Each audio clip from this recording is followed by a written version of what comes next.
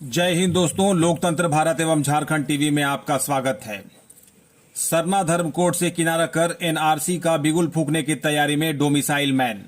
अब दो संथालों के बीच देखने को मिलेगा दिलचस्प चुनावी नजारा। पिछली बार विधानसभा चुनाव में झामुमो कांग्रेस ने संथाल परगना की 18 में से 14 सीटों पर विजय पताका फहराया था, जबकि कोल्हान प्रमंडल में तो भाजपा का खाता तक नहीं खुल सका था। एनआरसी जैसे मुद्दे तब भी भाजपा की ओर से उछाले गए थे। तब बांग्लादेशी घुसपैठ को लेकर हवा बनाने की कोशिशें की गई थी, लेकिन परिणाम क्या निकला?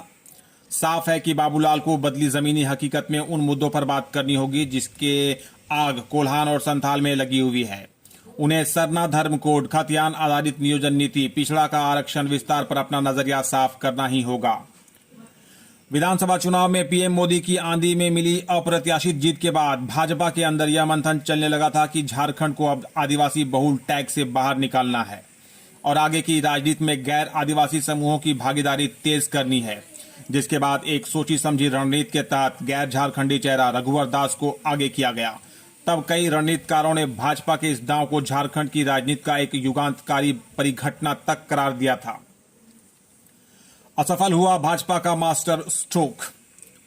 इसे अमित शाह और पीएम मोदी का मास्टर स्ट्रोक करार दिया गया था। भाजपा ने दावा किया था कि वह कभी भी पॉपुलर पॉलिटिक्स नहीं करती और यही कारण है कि वह आदिवासी बहुल झारखंड में वैश्य, मराठा बहुल महाराष्ट्र में ब्राह्मण और जाट बहुल हरियाणा में वैश्य पर अपना दांव लगाने का साहस दिखलाती है।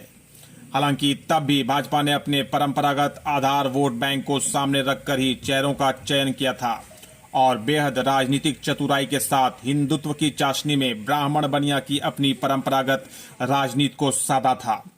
लेकिन प्रचंड जनमत के बावजूद वह ब्राह्मण बनिया रणनीति से आगे बढ़कर दूसरे वंचित जातियों को सत्ता के शीर्ष शिखर पर पहुंचाने का जोखिम को उठाने को तैयार नहीं हुई।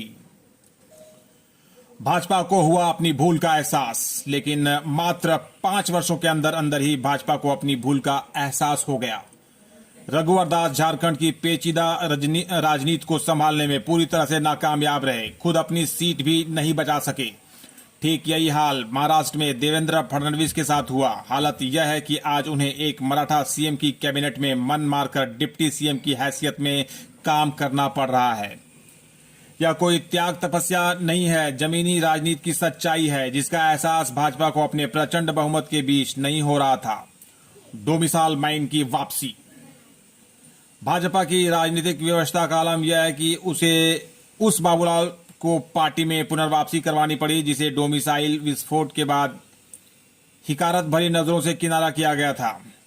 ध्यान रहे कि यह वही बाबूलाल है जिन्होंने पहली बार झारखंड में डोमिसाइल का तीर छोड़ा था।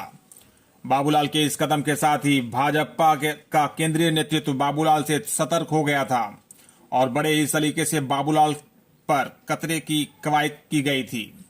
लेकिन झारखंड की राजनीति में जिस डोमिसाइल की अलख बाबूलाल ने जलाई थी, आज भी उसकी तपिश कम नहीं हुई है, बल्कि दिन उसकी आंच में और भी तेजी आ रही है।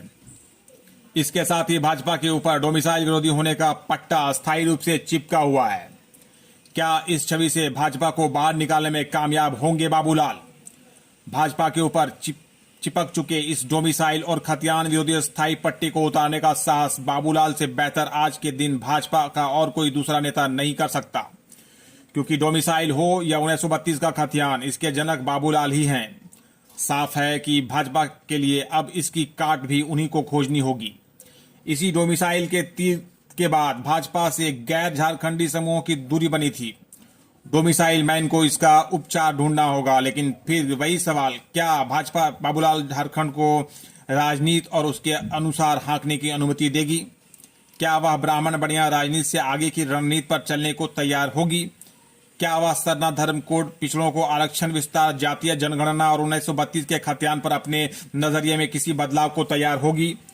डोमिसाइल मैन की वापसी भाजपा को कितना लाभ? चाहे जो हो, लेकिन इतना तो साफ है कि बाबूलाल की ताजपोशी के साथ ही 2024 का मुकाबला दिलचस्प होने जा रहा है और अब यह लड़ाई दो संथालों के बीच की होगी। बाजी किसके हाथ जाएगा, इस पर निर्भर करेगा कि सरना धर्म कोड, पिछड़ों को आरक्षण विस्तार, जातीय जनगणना और 1932 के खतियान के मुद्दे पर किसका नजरिया क्या होता है। यानी झारखंड में चुनाव तो इन्हीं मुद्दों पर लड़ा जाना है। इसके बाहर के जो भी मुद्दे होंगे वह महज एक प्रयोग होगा। बाबूलाल की रणनीति में देखने को मिल रहा है बदलाव। हालांकि इस बार डोमिसाइल मैन की रणनीति में बदलाव देखने को मिल रहा है। उनके द्वारा संथाल में मिनी एनआरसी का मुद्दा को गर्म करने की कोशिश की जा रही है, लेकिन यह मुद्दा डोमिसाइल मैन के गले की हड्डी बन सकता है।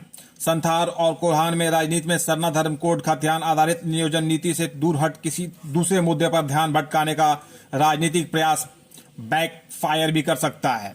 संथाल और कोल्हान से तय झारखंड की भावी राजनीति। यहां बता दें कि पिछले विधानसभा चुनाव में झामुमो कांग्रेस ने संथाल परगना की 18 में से 14 सीटों पर विजय पताका फहराई थी, जबकि कोल्हान प्रमंडल में तो भाजपा का खाता तक नहीं खुला था। एनआरसी जैसे मुद्दे तब भी भाजपा की ओर से उछाले गए थे। तब भी बांग्लादेश घुसपैठ को लेकर हवा बनाने की कोशिशें की गई थी, लेकिन परिणाम क्या निकला? साफ है कि बाबूलाल को बदली हुई जमीनी हकीकत में उन मुद्दों पर बात करनी होगी जिसकी आज कोल्हान और संथाल में आग लगी हुई है। उन्हें सरना धर्म कोड, खतियान आधारित नियोजन नीति, पिछड़ों का आरक्षण विस्तार पर सकारात्मक रुख अपनाना ही होगा। सिर्फ और सिर्फ एनआरसी पर सवार होकर मैदान जंग में उतरना भारी पड़ सकता है।